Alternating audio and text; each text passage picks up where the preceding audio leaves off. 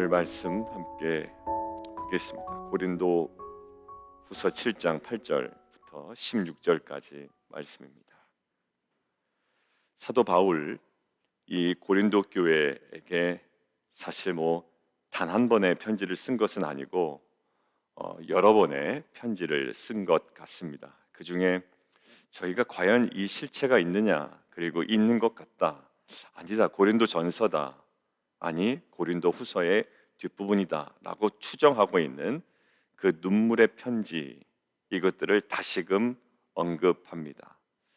왜냐하면 사도 바울이 이 편지를 보내고 나서 굉장히 마음에 후회가 됐던 모양입니다. 그게 오늘 8절에 기록이 되어 있습니다. 같이 한번 읽습니다. 시작. 그러므로 내가 편지로 너희를 근심하게 한 것을 후회하였으나, 여기까지요. 후회합니다. 어떤 성격이었나 다시 7월 9일 본문으로 저희가 확인하도록 하겠습니다. 7월 9일 2장 4절입니다. 내가 마음에 큰 눌림과 걱정이 있어 많은 눈물로 너희에게 썼노니 이는 너희로 근심하게 하려는 것이 아니었다라고 이야기를 하죠. 그러니까 사도 바울이 굉장히 강하게 썼습니다. 그러니까 저희가 예상하건대 고린도후서 10장부터 13장까지 있는 내가 다시 가면 가만히 있지 않겠다라는 어떤 그런 감정을 고스란히 노출시킨 것 같습니다. 우리가 말을 내뱉고 나면 참 후회되는 경우가 한두 번이 아니거든요. 아마 사도 바울이 일단 편지는 떠났고 다시 그 내용을 상고해 보니 이게 마음이 자기도 불편한 겁니다. 자, 오늘 8절 다시 보면 그 편지를 통해서 사실 그들을 근심하게 하지 않을까, 이런 생각을 할 만큼의 내용이 담겨져 있었고, 그리고 그것 때문에 후회했던 사도 바울이었습니다. 자, 그런데 이 후회가 사라지는 거예요. 뒤에 이어지는 게 지금은 후회하지 아니한다라는 거예요. 후회했지만 지금은 후회하지 아니한다. 이유는 그 편지가 너희로 잠시만 근심하게 한 줄을 알미라. 그러니까 그들에게 근심이 없었다가 아니죠. 나는 당신들에게 이 편지로 인하여 근심이 일어날까 봐 후회했지만 알고 보니 근심이 없었네 라는 게 아니라 근심이 있었습니다. 근데 그게 근심이 잠시 근심하게 했습니다. 결국 그 근심의 유무보다 더 중요한 건 근심이 그들 안에 어떠한 역할을 했냐라는 거예요. 다시 한번 말씀드립니다. 그들에게 근심이 있었냐 없었냐보다 더 중요한 건 그 근심이 그들에게 어떠한 역할을 했냐라는 거예요. 우리가 자녀를 교육할 때도 마찬가지입니다. 자녀의 마음에 절대 근심을 주지 말아야지라고 생각하는 부모는 전혀 없습니다. 자녀에게 때로는 근심을 줍니다. 그리고 주어야만 합니다. 여러분들이 리더로서 때로는 근심을 주는 말도 사실은 필요합니다. 사실은 마냥 그냥 오냐 좋다 우리 자녀에게 그럴 수가 없단 말입니다. 사실은 필요합니다. 그런데 그 근심의 유무보다 더 중요한 것은 뭐냐면 근심이 무엇을 그들의 삶 가운데, 공동체 가운데 이루어냈냐라고 하는 거예요.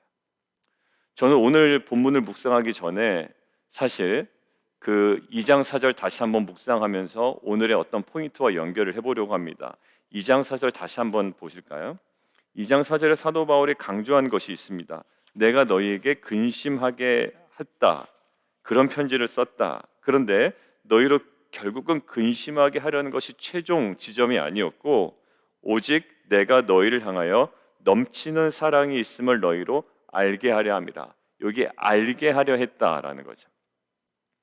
그러니까 그들이 강압적으로 어떤 이 편지를 통해서 그들이 무엇인가를 행동을 촉구하고 사도 바울이 자신을 변명하고 무엇을 조장한 것이 아니라 이 편지의 결과로 지금 사도 바울이 꿈꾸는 것이 있단 말이에요. 어떤 거예요? 그들로 하여금 스스로 알게 하려는 것이다. 물론 그 안에 성령의 역사가 있습니다.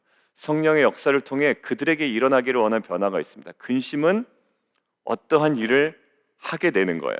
근데 그 안에 너희로 알게 하려 합니다. 누구에게? 나에게 너희를 향한 사랑이 넘치는 사랑이 있음을 알게 하려 합니다. 자, 근데 오늘 한번 볼까요? 12절. 그 편지를 쓴 목적이 또 나와 있죠. 같이 한번 읽습니다. 시작. 그런즉 내가 너희에게 쓴 것은 그 불의를 행한 자를 위한 것도 아니요 그 불의를 당한 자를 위한 것도 아니요 오직 우리를 위한 너희의 간절함이 하나님 앞에서 너희에게 나타나게 하려 함이라. 이것들을 그 헬라어 성경을 이제 직역하거나 또 이제 이것들을 연구한 학자들에 의하면 이렇게 되어 있습니다. 이미 너희에게 있는 그 간절함, 그러니까 새로운 어떤 그 모든 것들을 뭐 꾸겨 넣는 것이 아니에요. 여러분들 자녀들 변화될 때 여러분들 잘 한번 관찰해 보십시오. 여러분들 자녀들 변화될 때 모습 한번 잘 상상해 보세요. 여러분들의 생각을 자녀 가운데 막 꾸겨 넣어가지고 자녀들이 어쩔 수 없이 변화되는 모습을 여러분들 생각하지 않을 겁니다. 뭐냐면 부모의 한마디가 이 자녀를 갑자기 깨웁니다. 그리고 근심합니다. 그래서 그 자녀가 어떻게 하죠? 사실 그 안에 있는 간절함이 있단 말이에요. 그러고 나서 그가 얘기합니다. 아빠 사실 나도 그렇게 하고 싶었어요 라는 거예요. 아빠 나도 사실 그렇게 원했어요. 근데 그게 안 됐어요. 그리고 뭔가 여러 가지 상황이 여의치가 않았어요. 그러면서 뭘까요? 본인이 안에 있는 그 간절함을 고백합니다. 근데 우리가 회개할 때도 마찬가지죠. 사실 우리가 회개할 때도 나는 회개하기 정말 싫은데 하나님께서 내 마음에 막 무엇을 꾸겨 넣어가지고 그렇게 할 수밖에 없게 만드는 것이 아닙니다. 그러니까 나는 믿기 싫은데 하나님께서 믿게 하셨다. 이것도 신학적으로 굉장히 조심해야 될 부분이거든요. 그러니까 나의 자유의지는 하나님께서 허락하신 것들은 나의 결정이 아니었어. 그냥 하나님께서 나한테 꾸겨 넣으신 거야. 아니요, 그런 의미가 아니라고요. 은혜라고 하는 것은 나는 마음이 없는데 하나님께서 억지로 꾸겨 넣어서 나는 그렇게 만들어진 거야. 이게 은혜가 아니라 이것은 은혜 참 신비한 겁니다. 결국 어떻게 내 마음에 그 마음이요, 이게 나의 결정으로 된 거예요. 그래서 믿음으로 뭐 하라고 그러죠? 고백하라고 그러잖아요. 이것은 꾸겨진 내 마음에 꾸겨서 막 밀어 넣은 것들을 막 강압적으로 내 안에 입술로 고백하게 만드는 것이 아니라 내 안에 자연스럽게 어떻게 알게 하고 깨닫게 하고 뭘까? 너희의 간절함이 하나님 앞에서 너희에게 나타나게 하려 합니다. 사도 바울이 편지를 쓴 목적이 있어요. 그들 향한 바울의 사랑이 온전히 드러나기를 원했고 그들 안에 있는 간절함이 온전히 하나님 앞에 나타나기를 원했던 거예요. 저는 여러분들이 자녀들에게 이야기할 때 걔네들은 아무것도 없어, 뭣도 몰라, 세상도 모르고 정말 철부지야 라고 하지만 이미 그들 안에 마치 사도 바울이 디모데후서에 디모데에게 얘기한 것, 이미 너에게는 뭐야? 하나님의 이미 있는 너의 내 마음에 있는 은사가, 너 마음에 있는 은사가 다시금 불일 듯 일어나기를 원한다라는 거예요. 만약에 그런 마음이 없으면요, 굉장히 고압적인 자세로 다가갈 거예요.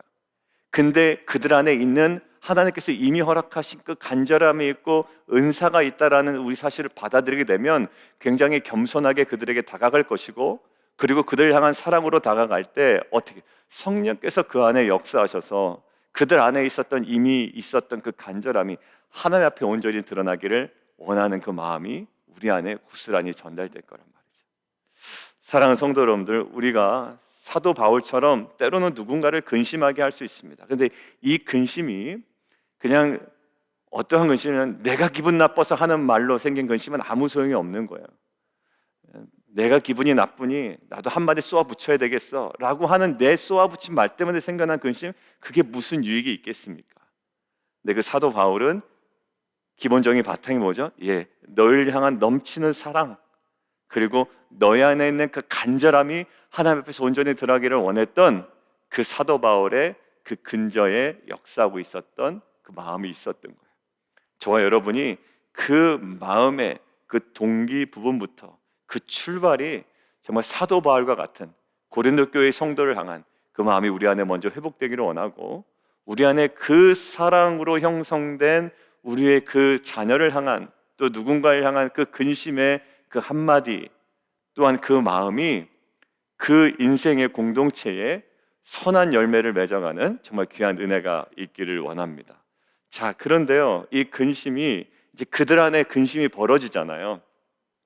근데 9절, 후회하였으나 후회하지 아니함은, 근데 어디까지 가면 9절 보십시오. 오히려 기뻐합니다. 지금 편지를 보내고 나서 후회했고 지금은 후회하지 않는 정도가 아니라 9절, 내가 지금 기뻐한다. 왜 기뻐한다고요? 너희로 근심하게 한 까닭이 아니라 근심을 했죠. 그런데 그 근심, 내가 근심했네, 그런 게 있다. 내 한마디에 저 사람 얼굴 표정 변하는 거 봐. 이것 때문에 기뻐한다는 게 아니란 말이에요. 그러고서 또 이야기하겠죠. 내 말 한마디에 얼굴 표정 변하는 거 봤어? 이렇게 얘기하는 경우도 있습니다. 어떻게 해서든지 자기가 영향력 있는 사람이 되고 싶어 하는 게 사람의 마음인 것 같아요. 야, 내 말 딱 들으니까 저 사람 얼굴 표정 변하는 거 봐. 근데 그게 사도 바울의 기쁨이 아니라, 기분 나쁘게 하는 거 뭐 여러 가지로 기분 나쁘게 할 수 있습니다. 막 찌르고 후비고 막, 때리고 막 여러 가지 많은 것이 있겠죠, 말로. 그런데 지금 사도 바울은 자기의 말 때문에 근심하게 한 그 장면뿐만 아니라 뒤에가 중요했던 거예요. 도리어 너희가 근심함으로 어디에 이뤘다? 회개함에 이른 까닭이다라는 거예요. 근심이 그들의 심령 가운데 구체적으로 역사하기 시작합니다. 근데 그 회개함에 이른 까닭을 무엇으로 할까요? 나는 회개했습니다라고 그들의 주장으로 그냥 그들을 수용하기에는 좀 너무 애매하단 말입니다. 그러니까 그 근심함으로 회개함에 이른 까닭, 도대체 어떤 모습이 있길래, 어떠한 소식을 디도로부터 들었길래 그들이 근심함 때문에 회개함에 이뤘는가라는 것들을 사도 바울이 확신할 수 있었을까요? 어제 본문 함께 볼까요? 7장 7절, 너희의 사모함과 애통함과 나를 위하여 열심히 있는 것을 우리에게 보고할 때 사도 바울이 깨달았던 거예요. 이들이 근심에 있었지만 이 근심이 결국 근심함으로 회개함에 이르렀구나라는 걸 깨달았고, 오늘 그 동일선상에서 11절 보세요. 보라, 하나님의 뜻대로 하게 된 이 근심이 무엇을 지금 생성했는지 너희 안에, 거기 나와 있죠. 간절하게 하며 변증하게 하며 분하게 하며 두렵게 하며 사모하게 하며 열심 있게 하며 벌하게 하였는가. 이게 뭐예요? 일체 너희 자신의 깨끗함을 나타내었다. 깨끗함을 나타내었다. 이 말이 뭐예요? 결국 그들이 회개했다라는 거예요. 간절함은 뭘까요? 열렬한 관심, 그 복음을 향한, 또 사도 바울의 가르침을 향한, 그리고 변증하게 하며 사도 바울 대신해서 해명을 합니다. 예전에 사도 바울을 대적하는 자와 편승해가지고 막 뒷담화에 편승했던 사람들이 이제는 사도 바울을 변증하기 시작합니다. 변호하고 해명합니다. 그리고 분합니다. 의로운 분노가 그들 안에 있는 거예요. 야, 도대체 저 사람들 왜 그랬던 거야? 라는 거예요. 이게 결국 막 교회가 이래서 되겠냐, 뭐 사도 바울 저래서 되겠냐라고 했지만 사실 그게 아니었잖아. 의로운 분노. 그다음에 두렵게 하며 사모하게 하며, 사도 바울을 이제 사모하는 거예요. 재방문을 했으면 좋겠고 사도 바울을 보고 싶어하는 여러 가지 마음과, 그 다음에 하나님께서 허락하신 그 말씀과 교훈에 관하여 정말 열심히 있게 한다. 여러분들, 결국 우리의 삶의 모습도 보면 말씀에 대한, 기도에 대한 열심이 사라지면 사실 그게 딱 우리의 모습인 거예요. 나는 요즘에 기도할 맛이 안 나는데 신앙이 좋다라고 할 이유가 전혀 없단 말이야. 요즘에 나는 기도가 잘 안 돼. 근데 신앙은 참 좋아. 아니요, 그렇지 않아요. 나는 기도가 안 되는데 하나님 뜻을 잘 분별해. 못 분별해요. 남성들하고 얘기 나눠보면 분별이 잘 안 된다는 거예요. 말씀을 제대로 묵상하지 아니하고 기도가 제대로 나오지 않는데 어디 가서 하나님 뜻을 분별했어? 어떻게 점을 볼 것도 아니고 느낌을 아는 것도 아니고 말이죠.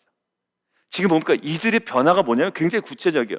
간절해졌고요, 변증하게 했고, 분하게 했고, 두렵게 했고, 사모하게 했고, 열심히 있게 했고, 또 그들 대적하는 자를 정확하게 벌하게 했고, 이 모든 것들을 통해서 일체 너희 자신의 깨끗함을 나타내었다. 결국 그들이 근심하게 된 다음 멈춰 있던 것이 아니라 궁극적으로 11절에 있는 이러한 변화가 일어났던 거예요. 결국 이것은 10절에 있는 후회에 머무는 정도가 아니라 어디를요? 10절, 하나님의 뜻대로 하는 근심은 구원에 이르게 하는 회개를 이루게 됐다라는 거예요. 여러분들, 우리가 겉으로 봐서는 몰라요. 저 사람 근심 있는 것처럼 보입니다. 그렇죠? 기도할 때 보면 굉장히 근심의 표정으로 기도하는 표정도 나올 때가 있죠. 근데 오늘 사도 바울은 두 종류의 근심을 이야기하고 있어요. 하나는 하나님의 뜻대로 하는 근심, 하나는 세상 근심. 세상 근심은 그냥 보통 여러분들 느낌 아시죠? 어떤 느낌인지? 근데 이것들을 이제 헬라어 직역으로 하면 이런 표현입니다. 세상 방식대로 살아갈 때 마음에 들어오는 근심, 이렇게 표현하면 조금 더 자세할 것 같아요. 내가 세상 방식대로 살아갈 때 생겨나는 근심이에요. 한번 여러분들 잘 생각해 보시죠. 세상 방식대로 살아갈 때 생겨나는 근심은 끊임없이 우리 안에 일어납니다. 한번 볼까요? 마태복음 13장 22절 한번 찾아보시겠습니다. 마태복음 13장 22절. 마태복음 13장 22절 같이 한번 읽겠습니다. 마태복음 13장 22절 시작. 가시떨기에 뿌려졌다는 것은 말씀을 들으나 세상 염려와 재물의 유혹에 말씀이 막혀 결실하지 못하는 자야. 여러분들 결국 이 세상의 방식대로 살아갈 때 생겨나는 근심, 즉 세상 근심은 이 말씀을 열매 맺지 못하게 한단 말이에요.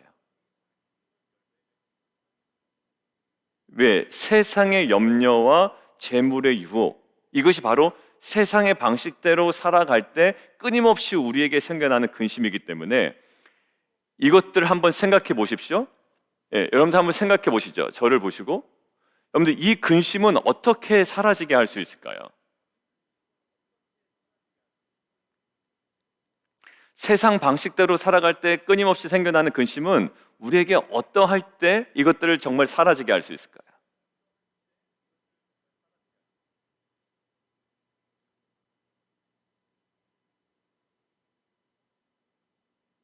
세상 방식을 버려야지만 그때서야 없어지는 겁니다. 세상 방식대로 살아가려고 내가 이것을 버리지 못할 때는 계속 이 근심이 나올 수밖에 없는 거예요. 왜? 내가 재물의 유혹에 계속 노출되어 있는데 여러분들 그 근심이 없어질 리가 있겠습니까? 계속 있을 거예요. 내가 세상에서 애굽처럼 애굽 방식대로 성공하고자 하는 마음이 내 안에 있는데 그 애굽 방식대로 살아갈 때 생겨나는 근심이 나에게 없어질 수 있겠습니까? 그러니까 결국 이 애굽의 방식, 세상의 방식으로 살아가기를 내가 거부하지 않는다면, 포기하지 않는다면, 끊어내지 않는다면 이것은 계속 우리 안에 무엇을 양산하게 될까요? 근심을 양산하게 되는 거예요. 그러나서 가만히 보니까 그 방식을 버리지 못하는 것 때문에 거기에 계속 매여 있는 거예요. 결국 말씀도 못 봐, 기도도 못 해. 왜? 그 방식을 버리지 못하기 때문에 그런 거예요. 결국 오늘 마태복음 13장에서도 뭘 얘기하나요? 그 방식을 버리지 못하니까 계속 끊임없는 근심이에요. 그러니까 나오는 고백이 뭐냐면 근심, 걱정, 불안, 두려움, 초조예요. 결국 가만히 보면 보편적으로 사람이 하는 근심의 내용과는 달라요. 청도들이 하는 근심과는 내용이에요. 항상 그 방식을 버리지 못해서 전전긍긍하는 두려움과 근심 투성이었던 거예요, 사실 우리 안에. 근데 어떤 분은 근심의 내용이 달라요. 뭘까요? 하나님께서 하나님 뜻대로 하는 근심은 어때요? 계속 거룩에 대한 근심이고요. 거룩함과 진실함과 하나님의 은혜로 감당하기를 원하는데 그것대로 감당하지 못했기 때문에 생겨나는 근심이었다. 두 가지 근심은 다릅니다. 열매가 다르게 맺혀요. 하나는 뭘까요? 하나는 구원에 이르는 회개를 이루고요. 하나는 이 근심은 하나는 뭘까요? 사망을 이룬다. 맞아요. 계속 나락으로 빠지더라고요. 옆에서 보면. 왜? 그 세상의 방식을 버리지 못해. 어디서? 저 근처에서. 더 저렇게 성공하고 싶고 더 어떻게 잘 돼야 되겠으며 그 방식을 내가 버리지 못하기 때문에 끊임없는 재물의 유혹에도 넘어지고 세상의 근심에도 넘어지고 거기 계속 넘어지는 거예요. 여러분들 뭘까요? 이 근심을 버리는, 오늘 이 본문을 통해서 저에게 묵상된 건 뭐냐면 이 세상 근심을 없애는 방법은 뭐냐면 하나님의 근심 속으로 들어가는 거예요. 이게 아니면 안 돼요. 늘 하는 게 근심의 양상은 비슷해요. 우리의 고백과 나눔을 들어보면 근심의 양상은 비슷한데 이것은 세상 방식을 버리지 못해 생기는 근심이에요. 세상 방식을 놓지 못해서 일어나는 근심을 우리가 어떻게 해결해 줄 수가 있겠습니까? 어디로 들어가야 돼요? 하나님의 뜻대로 하는 근심 속으로 들어가야 우리가 그제서야 세상 방식을 버리고 어디에 이르나요? 회개를 이루는 것이요. 그럴 때에 우리가 이것을 끊어내고 그것을 거부할 때 이제는 세상 근심으로부터 자유롭게 되는 거예요. 그러니까 마태복음 13장에 어떻게 될까요? 그래서 열매를 맺는단 말이죠. 계속 가시밭에 머물러 있으면서 왜 안 자라냐 안 자라냐, 내 마음에 근심과 걱정이 있다라고 해봤자 이것은 아무런 우리에게 유익이 되지 않습니다. 나의 근심의 노선을 바꾸는 거예요. 이전에는 세상 방식을 놓치지 못해서 했던 근심이라면 이제는 하나님의 뜻대로 하는 근심 속으로 들어가, 이제는 세상 근심을 끊어내고 이제 더 영광스러운 곳으로 우리가 더 나아가는, 회개를 이루는, 생명을 이루는 그런 공동체와 저 여러분이 되기를 주님의 이름으로 축원드립니다. 여러분들 15절 잠깐 보겠습니다. 그가 너희 모든 사람들이 두려움과 떨므로 자기를 영접하여 순종한 것을 생각하고 너희를 향하여 그의 심정이 더욱 깊었다라는 거예요. 그가, 주어 동사 볼게요. 그가 뭐하고? 생각하고 그의 심정이 더욱 깊었다. 그가 누구야? 디도가 생각하고 더 심정이 액티브하게 막 깊어졌어요. 뭘 생각했다는 거죠? 그 안에 거를 좀 다시 풀어서 보면 되죠. 너희 모든 사람들이 두려움과 떨므로 자기를 영접하여 순종한 것을 생각하고 심정이 더 깊어졌다. 결국 너희가 그 디도를 영접하고 두려움과 떨므로 순종했다라는, 그것이 11절의 내용일 겁니다. 이것이 뭐에게? 디도에게 위로가 되었던 거예요. 13절 위로 다시 갑니다. 이로 말미암아 우리가 위로를 받았고 우리가 받은 위로 위에 디도의 기쁨으로 우리가 더욱 많이 기뻐함은 그의 마음이, 디도의 마음이 너희 무리로 말미암아 안신함을 얻었습니다. 그게 바로 15절에 있는 내용이죠. 근데 보세요. 사도 바울에게 기쁨이 되고 또 디도에게 기쁨이 되고 위로가 되고 또 더욱 그들을 향하여 그의 디도의 심정이 더욱 깊어졌다라고 할 때 사실 어느 부분이었습니까? 11절이었어요. 구체적인 근심이 낳는 변화였습니다. 하나님의 뜻대로 하는 근심이 낳는 변화. 변하지 않아요? 아니요, 변합니다. 왜 안 변할까요? 세상 근심 속에 머무르니까 자꾸 후회하는 일만 생각나는 거예요. 그렇게 할 거 저렇게 할 거. 왜 근심이 될까요? 그렇게 하면 돈 더 벌 수 있는데, 이렇게 하면 내가 좋은 대학에 갈 수 있었는데. 물론 정말 적당한 근심은 그로 하여금 깨닫게 하고 공부하게 하고 새롭게 뭔가를 발전시키고 있습니다. 그런데 궁극적으로 그런 근심을 제가 얘기하는 것이 아니라 아주 철저한 세상 근심 속에 있는 것이 아니라 이제는 하나님의 뜻대로 하는 이 근심이 이들로 하여금 구체적인 변화를 낳게 됐어요. 여러분들, 오늘 저희가 여러분들에게 변화를 촉구하는, 11절의 변화를 촉구하는 그런 메시지가 아닙니다. 이것은 하나의 무엇일까요? 지금 나타나잖아요. 결과예요. 결과일 뿐이에요. 근데 이들이 어느 속으로 들어갔기 때문에, 하나님의 뜻대로 하는 근심 속으로 드러났기 때문에 일어난 결과예요. 그러니까 오늘은 점검해 보시는 거예요. 내가 지금 하고 있는 근심이 세상의 방식을 버리지 못해서 생겨나는 근심인지 아니면 하나님의 뜻대로 하는 근심인지 우리가 분별하고, 이제 세상의 방식이라면 이 근심이 없어졌으면 좋겠다. 안 없어져요. 그 방식을 버리지 않는 한 없어지지 않는다고요. 그러니까 내가 어디로 더 들어간다? 하나님의 뜻대로 하는 근심 속으로 내가 더 깊이 들어가, 이제 내 안에 고린도 교회 성도들이 벌어졌던 그 안에 역사했던 11절의 그러한 결과가 하나님 저에게도 나타나게 주십시오. 없었던 열정이 나타나는 거예요. 없었던 두려움이 생겨나는 거고요. 없었던 그 뭔가 이 의로운 분노가 생겨나는 거예요. 우리 남성들하고도 이야기 나누다 보면 저는 계속 진짜로 격려하고 감사한 게 왜 그러냐면, 목사님, 예전에는 내가 이것 때문에 마음 두려워하지 않았어요. 뭐 성경 읽다가 안 읽으면 그냥 뭐 안 읽으면 되지, 뭐 그만둘래라고 했는데 이제는 더 이상 못하겠다라는 거예요.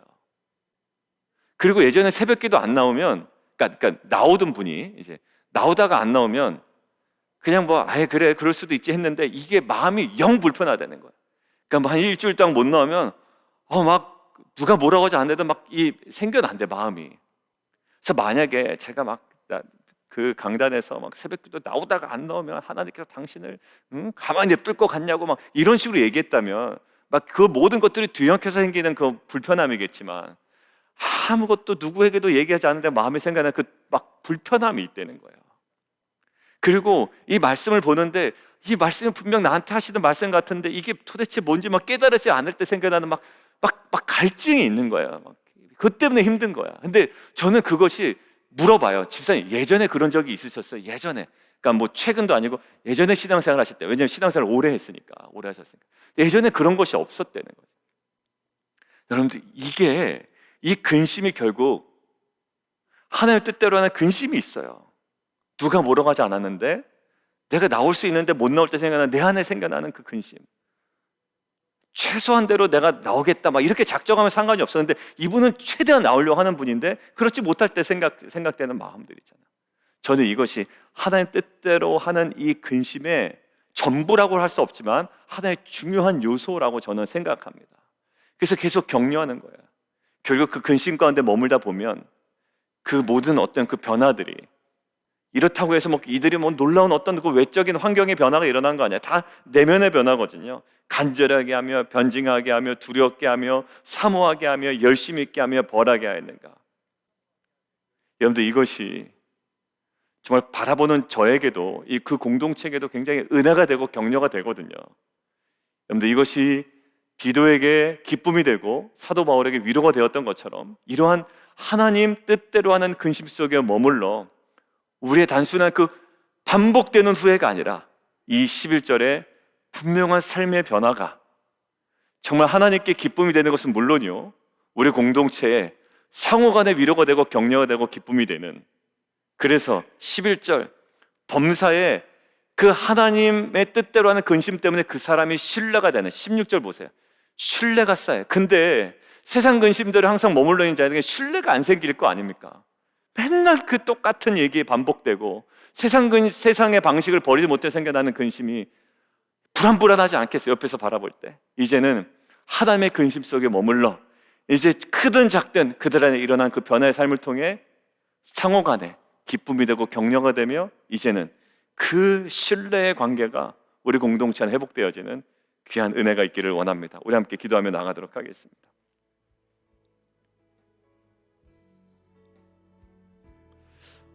어제도 우리 나누는데 한 분이 그런 얘기 하더라고요. 내가 외로울 때 외로움이 외로움이 견디기 힘들잖아요. 외로움은.